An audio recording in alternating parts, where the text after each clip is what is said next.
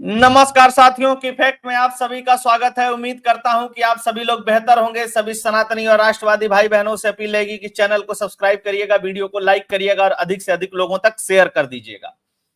दोस्तों, स्क्रीन पे आप लोग देख रहे होंगे, सीधे सीधे पॉइंट पे आता हूं और ध्यान रखिएगा कि वीडियो पूरा देखना है। मामला पहुंच गया है सुप्रीम कोर्ट। कौन सा मामला सुप्रीम कोर्ट पहुंच गया है? जो उत्तर प्रदेश में आदेश दिया गया था कि जितने भी स्ट्रीट वेंडर हैं या जितने भी ढाबा चलाने वाले हैं या होटल चलाने वाले हैं, सब लोगों को अपने होटल का नाम प्लस जो उसका मालिक है उसका नाम और उसका मोबाइल नंबर डिस्प्ले करना अनिवार्य है और करना पड़ेगा। पहले ये वाला जो फैसला था वो सिर्फ कांवड़ रूट के लिए था, खासकर हरिद्वार वाला जो कांवड़ रूट आता है गाजियाबाद तक, उसके लिए था। लेकिन अब पूरे प्रदेश में जहां जहां भी कांवड़ यात्रा का रूट होता है, सब जगह यह अनिवार्य कर दिया गया है। इसको लेकर के एक खास समुदाय, खासकर मुस्लिम समुदाय और उनके नेताओं के अंदर बड़ी बेचैनी थी, या जो उनके वोट बैंक पे राजनीति करते हैं उनको बड़ी बेचैनी थी। जबकि यह कानून या नियम जो बनाया गया था, जो लागू किया गया था, वो साफ साफ यह था कि सभी को करना है। इसमें कोई हिंदू, मुस्लिम, सिख, ईसाई, बौद्ध, जैन, किसी का कोई भी परहेज नहीं था, सबको करना अनिवार्य था। लेकिन जो लोग अपनी आइडेंटिटी छुपा करके व्यापार करना चाहते हैं, जो लोग गलत तरीके से प्रैक्टिस करना चाहते हैं, उनको दिक्कत हुई तो एक संस्था है ह्यूमन राइट वगैरह की, वो पहुंच गई सुप्रीम कोर्ट। अब बहुत सही जगह मामला पहुंच गया है। अब इस पे सही सही फैसला हो जाएगा कि इस पे क्या होना चाहिए। एक चीज मैं आपको बता दूं, हो सकता है कि सुप्रीम कोर्ट के जो 2 जजों की बेंच आज मामले की सुनवाई करने वाली है, वो योगी आदित्यनाथ जी के फैसले को रद्द कर दे। लेकिन फैसले को तो रद्द कर देगी। हो सकता है उसने कहा हो कि ठीक है, आपने ये वाला नियम नहीं लगाया, वो वाला नियम नहीं लगाया। हो सकता है, मे बी, मैं इसको कंफर्म नहीं कर रहा हूं, लेकिन मुझे लगता है कि हो सकता है कि ये रद्द कर दे। लेकिन फूड सेफ्टी एक्ट 2006 और स्ट्रीट वेंडर एक्ट 2014 को नहीं सुप्रीम कोर्ट रद्द कर पाएगा। और अब ये दोनों कानून पूरे देश में लागू होने जा रहा है, इस बात को मान लीजिएगा आप लोग। और जब यह लागू होगा तो आप यह जान लीजिएगा कि बहुत कुछ निकल करके आएगा इसके अंदर से। जो लोग बिना लाइसेंस के कहीं भी ढाबा खोल लेते हैं, कहीं भी कुछ भी लगा लेते हैं, कहीं भी फूड बेचने लगते हैं, कहीं भी फल बेचने लगते हैं, कहीं भी डेयरी प्रोडक्ट बेचने लगते हैं, उन लोगों के लिए मुसीबत खड़ी कर दिया विपक्ष ने, और जो लेकर के पहुंचा इस मामले को सुप्रीम कोर्ट में। लागू तो होगा भाई कानून। और सबसे मजे की बात क्या है कि डेमोक्रेसी, धर्मनिरपेक्षता की बात सब लोग कर रहे हैं। यह शुद्ध रूप से एक धार्मिक आयोजन है, कांवड़ यात्रा। यहां सेकुलरिज्म का कोई मतलब नहीं है। हिंदू पूजा पाठ करेगा, हिंदू अपनी प्रैक्टिस करेगा, तो वहां सेकुलरिज्म घुसाओगे? किस तरीके से घुसेगा भाई? खैर, मेन मुद्दे पे आते हैं, फिर इसकी बात करेंगे आगे। बहुत रोचक अब मोड़ पे चला गया है। 22 जुलाई को अदालत में होगी मामले की सुनवाई। कौन गया है इस आदेश को रद्द कराने के लिए? एक एनजीओ है, association for protection of civil rights. Supreme court में याचिका दाखिल की 20 जुलाई को, ऑनलाइन रजिस्ट्री में रजिस्टर कर लिया गया। और सुप्रीम कोर्ट के 2 जज, जस्टिस ऋषिकेश रॉय और जस्टिस SVN भट्टी की बेंच इस मामले की सुनवाई करेगी। आप समझिएगा, इस देश में कानून लागू करना, नियम लागू करना। एक बात और आप लोगों को याद होगी कि जब बुलडोजर एक्शन उत्तर प्रदेश में शुरू हुआ था ना, तब भी ये सारे बिलबिलाते बिलबिलाते गए थे सुप्रीम कोर्ट। क्या हुआ? रुक गया बुलडोजर। मैं बार बार कहता हूं, योगी आदित्यनाथ जी नियमों के तहत कार्रवाई करते हैं। पहले वो कहते कानून है कोई, हाँ कानून है, कार्रवाई करो, कानून का पालन करो। और कानून का पालन अगर नहीं होता है तो फिर संविधान का मतलब क्या? राहुल गांधी की तरह लाल संविधान हिलाने से नहीं संविधान हो जाता है। पूछा था ना अनुराग ठाकुर ने कि संविधान में कितने पन्ने हैं, आए बाएं साएं सब देखने लगे थे। वही स्थिति है यहां पे। योगी आदित्यनाथ शुद्ध रूप से संविधान को लागू कर रहे हैं। अच्छा, थोड़ा आगे चलते हैं, पूरा वीडियो देखिएगा, बड़ा बड़ा रोचक रोचक चीजें आई हैं। अब आप सुन लीजिए कि नितांत धार्मिक आयोजन में धर्मनिरपेक्षता की जगह कहां है। अच्छा, ये कांवड़ यात्रा क्या है? एक धार्मिक अनुष्ठान, एक धार्मिक आयोजन है। इसमें धर्मनिरपेक्षता कहां आ गई? एक धार्मिक आयोजन, कांवड़ यात्रा कौन करता है? कांवड़ लेकर के कौन आता है? क्या कोई ईसाई आता है? क्या कोई मुस्लिम आता है? नहीं आता है। तो यहां धर्मनिरपेक्षता क्या है? मतलब हिंदुओं का त्योहार रहे, हिंदुओं का कोई प्रैक्टिस हो तो उसमें धर्मनिरपेक्षता घुसेड़ेगे? एक ठीक उसी तरीके से है जब गरबा के समय पे ये हुआ था कि भैया आधार कार्ड चेक होगा, लोगों ने ये तो बड़ी गड़बड़ बात हो यार, आधार कार्ड क्यों चेक करेंगे? तुम्हारा गरबा में क्या काम भाई? और ये पॉलिटिकल पार्टियां जो वोट लेने, पहचान लीजिए, जो लोग भी विरोध कर रहे हैं पहचान लीजिए उनको बहुत अच्छी तरीके से कि देश को वो किधर लेकर के जाना चाहते हैं, क्या देश को समझाना चाहते हैं। केसी त्यागी को मैं सुन रहा था, जयंत चौधरी को मैं सुन रहा था, इन सबों को कानून वानून नहीं पढ़ना है, इनको बस भिड़ाना है। और जयंत चौधरी का विरोध सिर्फ इसलिए है कि भैया विरोध करेंगे तो हो सकता है कि मंत्रालय में कहीं कुछ सेटिंग वेटिंग बन जाए, और कोई मतलब नहीं है।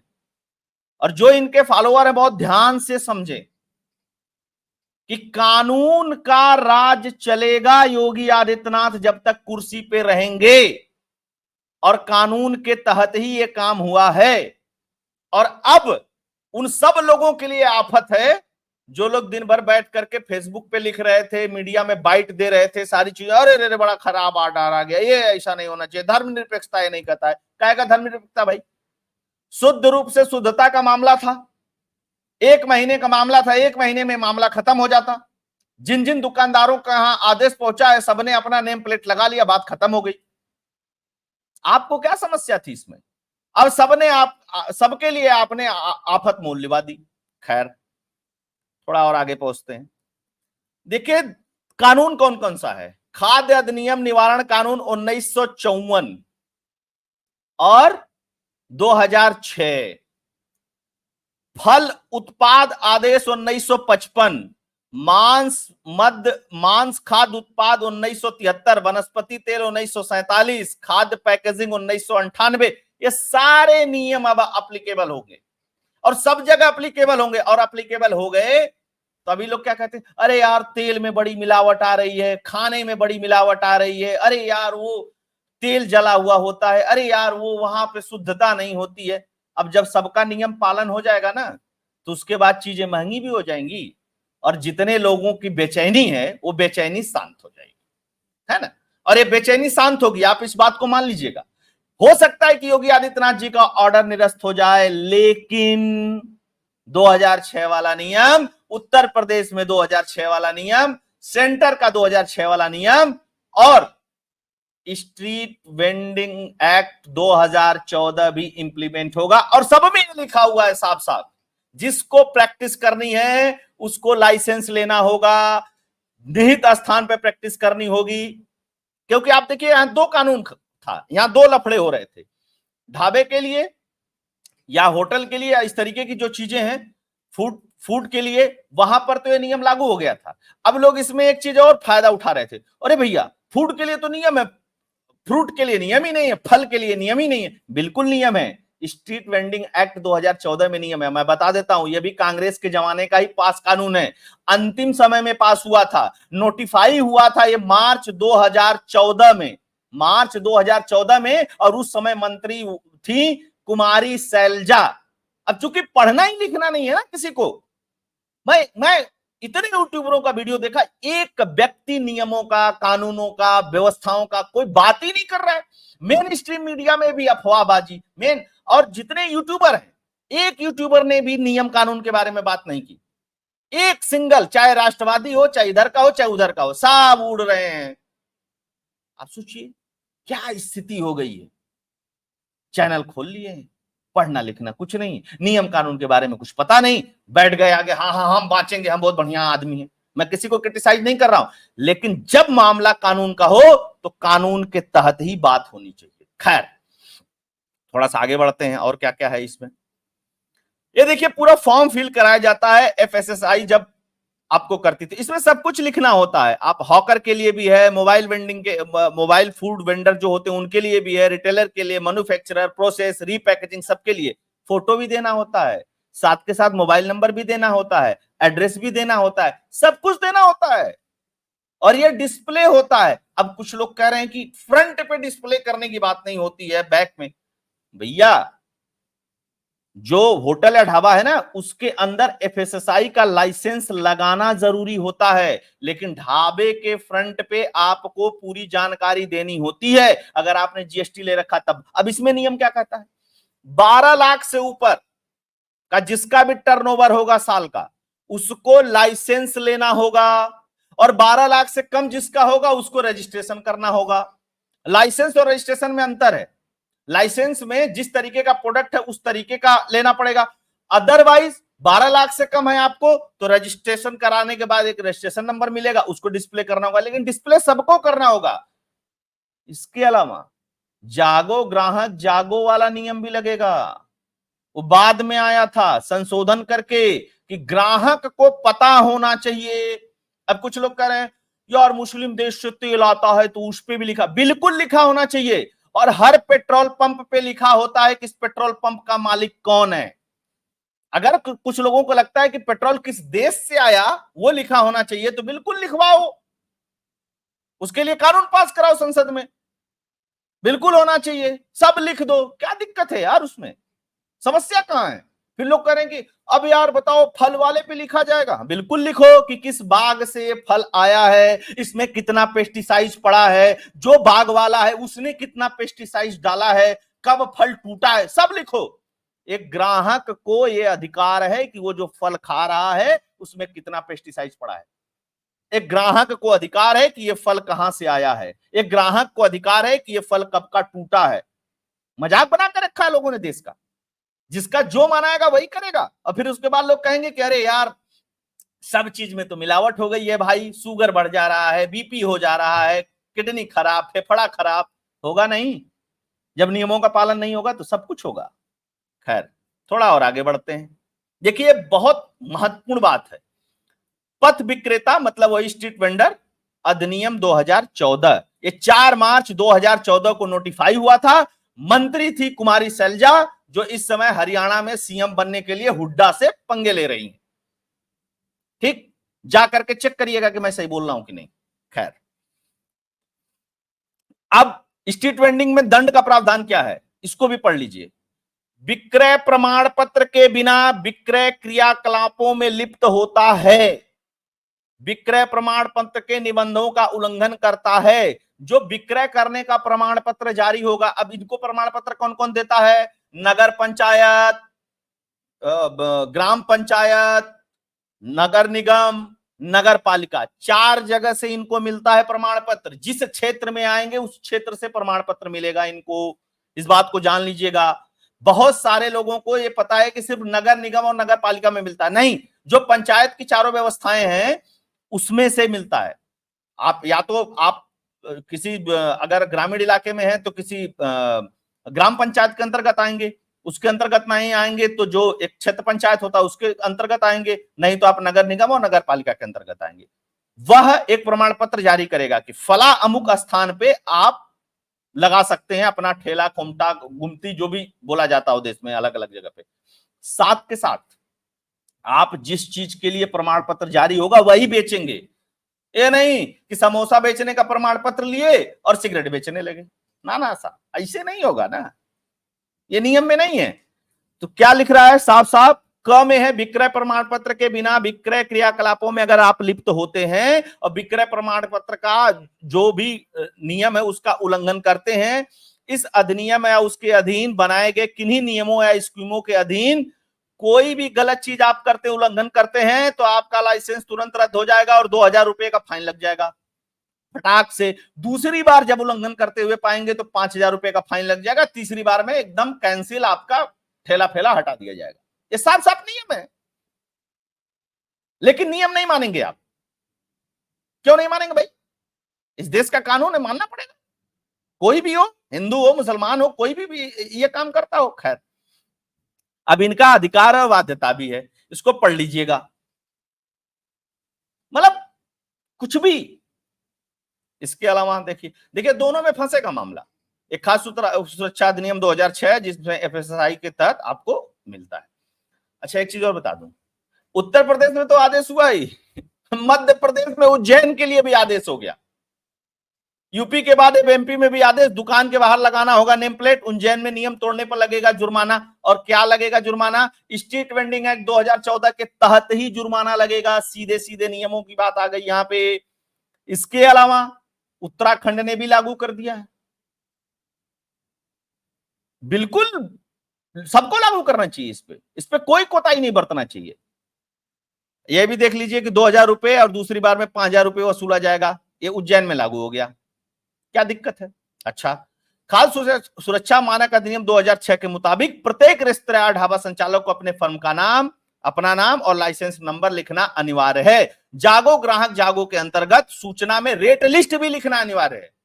तीनों चीजें। और मैं आपको बता दूं, इस देश में 90% ढाबे, स्ट्रीट वेंडर, स्ट्रीट पे काम करने वाले 90% लोगों के पास न लाइसेंस है, न रजिस्ट्रेशन है, न वो बिजनेस करने का अधिकार है। भाई ये कोई कंपनी फैक्ट्री कुछ भी खोल रहा है, ये कोई जीएसटी नंबर ले रहा है, सब कुछ कर रहा है, आप क्यों नहीं करेंगे? आप क्यों नियमों से परे रहेंगे? सबको नियमों के तहत आना पड़ेगा, तभी देश सुचारू रूप से चलेगा, है ना? फिर कहेंगे अरे यार पुलिस वालों को 500 रुपए महीना देना पड़ता है। अरे भैया आप भी तो इलीगल काम करते हैं तो लोग वसूलते हैं आपसे, आप लीगलिटी के तहत आ जाइए, कोई नहीं वसूलेगा। अब स्ट्रीट वेंडिंग में जिनको एलोकेशन हुआ उनकी भी मैं बात बता देता हूं।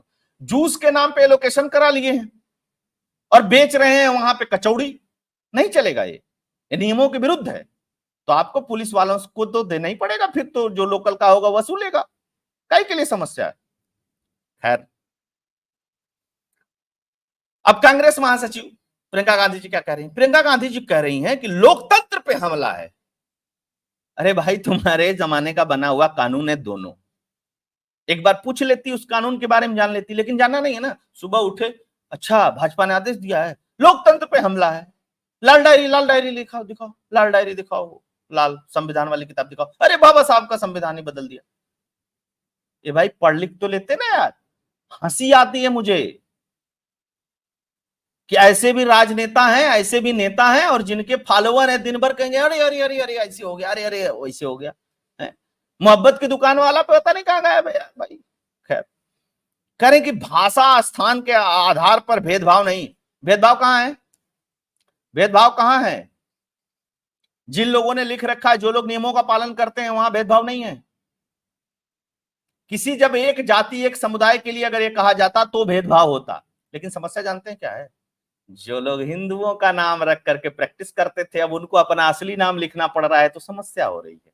उनको ये भय है कि कहीं हम असली नाम लिख देंगे तो हिंदू ग्राहक ही ना आए, क्योंकि देश में सबसे ज्यादा वही है। खैर, ये भी देख लीजिए आ गया है। अखिलेश यादव भी बोल रहे हैं कम से कम अपने पापा के जमाने का कानून ही पढ़ लेते। अब देखिए मैं आप लोगों को 2-3 बातें मैं बता देता हूं। मदनी, ओवैसी सब बोल रहे हैं। ओवैसी मदनी क्यों बोल रहे हैं? शंकराचार्य भी कुछ बोल रहे हैं, है ना? वो है कांग्रेस वाले शंकराचार्य, वो भी कह रहे हैं नहीं ये नहीं होना चाहिए था। क्या होना चाहिए था? क्या होना चाहिए था? इस देश में कानून लागू करने के लिए कल को कोई कहे अरे यार ये जो संविधान में ये वाली जो धारा बनी ये भी नहीं होना चाहिए। अब कोई कहे कि एफएसएसआई का लाइसेंस की क्या जरूरत है? क्या लगता है आपको सुप्रीम कोर्ट रद्द कर देगा स्ट्रीट वेंडिंग एक्ट, एफएसएसआई और सबको रद्द कर देगा? कह देगा नहीं नहीं कुछ भी लिखना अनिवार्य नहीं है। तो मत लिखवाओ ना भाई। मैंने जीएसटी ले रखा है, मेरा जीएसटी, मैं पर्सनल बता रहा हूं, मैं जहां प्रैक्टिस करता हूं, जहां काम करता हूं, वहां बाहर मेरा जीएसटी का बोर्ड लगा हुआ है। क्यों लगा होना चाहिए भाई जीएसटी का बोर्ड मेरा? मैं भी नहीं लगाता। क्यों किसी को पता होना चाहिए कि आदमी जीएसटी भरता है और इसके फर्म का नाम क्या है और इसका नाम क्या है? क्यों होना चाहिए? मतलब जो नियम माने उस पे सब थोप दो, और जो नियम ना माने उसको उसमें सांप्रदायिकता और फलाना और ठिकाना आकर के लग गया। यह शुद्ध शुद्ध शासन का काम है, यह शुद्ध शुद्ध कानून का काम है। इसको जबरदस्ती का एंगल बना करके और भी लोगों को इसके दायरे में ला करके सबको फंसा दिया गया। अब ये पूरे देश में लागू होगा, ये बात ध्यान रखिएगा, और लागू करना पड़ेगा। और मुझको लगता है कि सुप्रीम कोर्ट सारे पक्षों को सुनने के बाद अगर फैसला देगा तो ये कहेगा कि ये एकदम ठीक बात है और सब में लागू कराओ, पूरे देश में लागू हो। क्यों नहीं लागू हो? वकील के चैम्बर में वकील का नाम लिखा हुआ है, वहां डिस्क्रिमिनेशन नहीं होता है। अधिकारी जितने हैं सब अपना नाम लगाते हैं, वहां डिस्क्रिमिनेशन नहीं होता है। खैर, तो ये थी सूचना दोस्तों। अब देखते हैं क्या होता है, आज ही सुनवाई है सुप्रीम कोर्ट में। लेकिन कुछ भी है, योगी आदित्यनाथ ने इस देश की राजनीति की जो दिशा बदली है ना, वो बड़ी मजेदार है। आप सभी लोग जुड़े, बहुत बहुत धन्यवाद। सभी लोगों से आग्रह रहेगा कि वीडियो, फैक्ट्स, एनालिसिस अगर आपको पसंद आया तो इस चैनल के लिए कंट्रीब्यूट करते रहिएगा, डोनेट करते रहिएगा, राष्ट्रवादियों को सपोर्ट करते रहिएगा। सपोर्ट करने के लिए, डोनेट करने के लिए फोन पे और पेटीएम का नंबर स्क्रीन पे दिया हुआ है। अधिक से अधिक लोगों तक शेयर करिएगा, चैनल को सब्सक्राइब करिएगा। बहुत बहुत धन्यवाद। जय हिंद, जय भारत, जय श्री राम।